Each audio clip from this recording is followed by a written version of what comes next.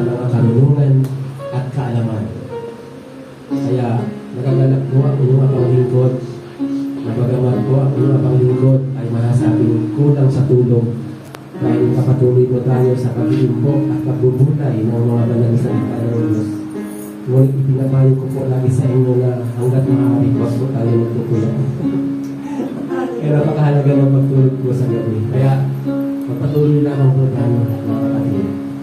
Kaya ang mga aral na inindit ko sa atin ni Assistant Pastor Alexander Envento ay napakaganda. Mas masanawa sa atin ang Panginoong Diyos sa ating mga puso ang mga dalisay na aral na Kanya po na inihatid sa atin sa mga lumipas po na minuto at oras. Kaya ang lahat po na yaon na Kanyang ipinahatid sa atin. Pag-ibig lamang po ang lahat. Kung hindi po na naalaala ang ipinagsa po ni Pastor Absalom II last month, ang pag-ibig po sa Diyos ay ang pag-ibig sa kapwa at sa ating sarili. Ang lahat po ng yaon na atin po na napakinggan kanina, pag-ibig lamang po ang lahat, ang susi sa lahat ng mga napakinggan po natin. Dahil kung may pag-ibig po tayo sa Diyos, pag-ibig sa kapwa, naganap na po natin ang Kanyang kalooban. Kaya nga sinasabi ng Panginoon sa Mateo Kapitulo 22, versikulo 37, at sinabi sa Kanya, iibigin mo ang Panginoon mong Diyos ng buong puso mo, at ng buong kaluluwa mo, at ng buong pag-iisip mo. Ito ang dakila at pangunang utos. At ang pangalawang katulad ay ito, iibigin mo ang iyong kapwa na gaya ng sa iyong sarili. Kaya pag-ibig po ang kasakdalan sa ating paglilingkod. Ito lamang po ang magkatakip sa lahat ng ating kasalanan na nagawa. Sa ating mga pagkukulang, ang pag-ibig sa Diyos at sa kapwa ang magpapalaya sa atin. Kapalaya sa kasalanan. Kaya masabi ng Panginoong Hesus sa Juan Kapitulo 15, versikulo 14, patuloy po ito. Kayo'y aking mga kaibigan kung gawin ninyo ang mga bagay na sa inyo'y aking iniuutos. Sa 15, hindi ko na kayo tatawagin mga alipin, sapagkat hindi nalalaman ng alipin ang ginagawa ng kanyang Panginoon. Ngunit, tinatawag ko kayo mga kaibigan, sapagkat ang lahat ng mga bagay na narinig ko sa ating Ama ay mga ipinakilala ko sa inyo. Kaya, mga kapatid, maliwanag na ang ating Panginoong Jesucristo ay mayroong Ama. Maliwanag po, ang lahat ng mga bagay na aking narinig sa aking Ama ay mga ipinakilala ko sa inyo. Kaya nga po, sabi ni San Pablo sa mga taga-Kolosas, Kapitulo 1, versikulo 3, nagpapasalamat kami sa Diyos na Ama ng ating Panginoong Jesucristo na kayo'y laging idinadalangin.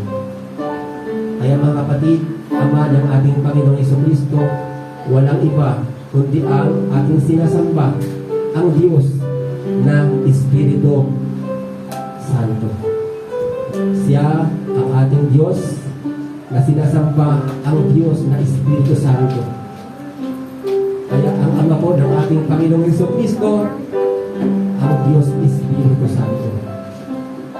Ang pangalan po noon, kung ano po ang pangalan ng anak, siya ang pangalan ng Ama. Kaya sa pangalan po tayo na nagkaisa, nagkakasundo, at nagsasama-sama sa pananampalataya. Kaya nga po, isa po lahat ang kinauwian ng kautusan.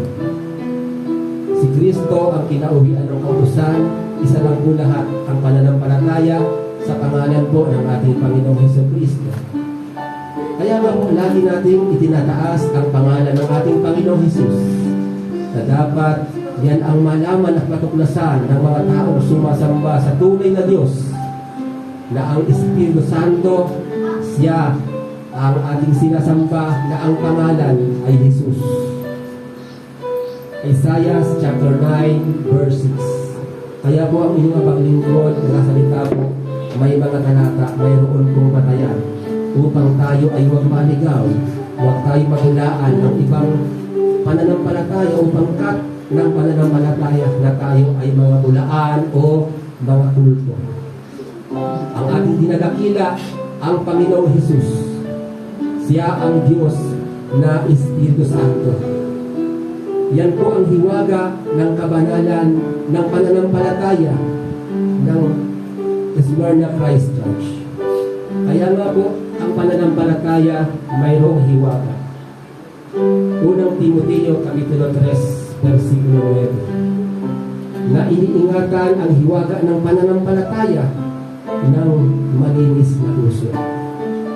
Kaya nga po mga kapatid, nakakatuwa pag nauunawa natin ang salita ng Panginoon na walang iba ang ating Diyos, wala ang Espiritu Santo, na sa iba ay kapangyarihan lamang, sa iba naman ay tatlong persona, ngunit ang Smyrna Christ Church ay nagtuturo ng one God, one person. May talata po yan. Kaya mga kapatid, magalak tayo lalo sa Panginoon. Tayo ay nasa tunay na pananampalataya sa tama sa Diyos. Kailangan din po, Panginoon, ay mapagalak ang inyong Panginoon.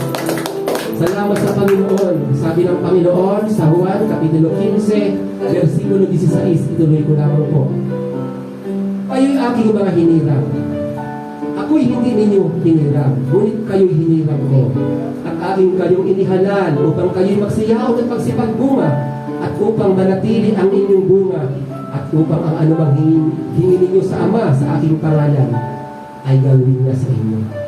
Ang mga bagay na ito ay iniutos ko sa inyo, 17, upang kayo'y mag-ibigan sa isa't isa. 18, kung kayo'y kinapupuotan ng sanglibutan, ay inyong talastas na ako muna ang kinapuotan bago kayo. 19, kung kayo'y taga-sanglibutan, ay iibigin ng sanglibutan ang kanyang sarili. Ngunit kayo'y hindi taga-sanglibutan, kundi kayo'y hinirang ko sa sanglibutan, kaya napupuot sa inyo ang sanglibutan. 20, alalahanin ninyo ang salitang sa inyo yung aking sinabi, ang alipin ay hindi dakila kaysa kanyang Panginoon. Kung ako'y kanilang pinag-usig, kayo man ay kanilang pag-uusigin din. Kung tinupad nila ang aking salita, ang inyo man ay tutupadin nila.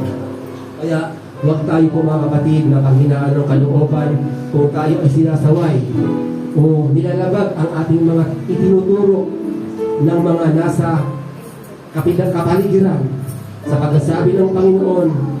Kung siya ay pinag-usig, tayo man ay pag-uusigin din. Kung tinupad nila ang salita ng Panginoon, tutuparin din nila yan, mga kapatid. Kaya magpatuloy lamang po tayo sa paglilingkod, sa pag-iimpok ng salita ng Diyos. Sabi nga sa Colosas, Kapitulo 4, versikulo 5, 6, magsilakad kayo na may karunungan sa nasa labas, na inyong samantalahin ang panahon. Ang inyong pananalita naway laging may biyaya na magkalasang asin, upang inyong maalaman kung ano ang nararapat ninyong isagot sa bawat isa. Kaya manahalawa sa ating mga puso ang mga aral na atin po na napakinggan. Ang hawakan natin ang salita ng Diyos. Siyasatin natin ang ating sarili kung tayo pa ay nasa pananampalataya. Kaya magpatuloy lamang po mga kapatid sa paggawa ng mabuti. Magtulong-tulong tayo sa pagdadala ng mga gampanin sa church, sa Smyrna Christ Church. Galacia, Kapitulo 6, versikulo 2. Magdalahan kayo ng mga pasanin ng isa-isa at tuparin ninyong gayon ang kautusan ni Kristo. Kaya salamat sa Diyos, lagi lamang po natin itaas ang pangalan ng Panginoon sapagkat tayo ay kanyang itataas. Kawikaan, Kapitulo 4, versikulo 8. Iyong ibuniw siya at kanyang itataas ka.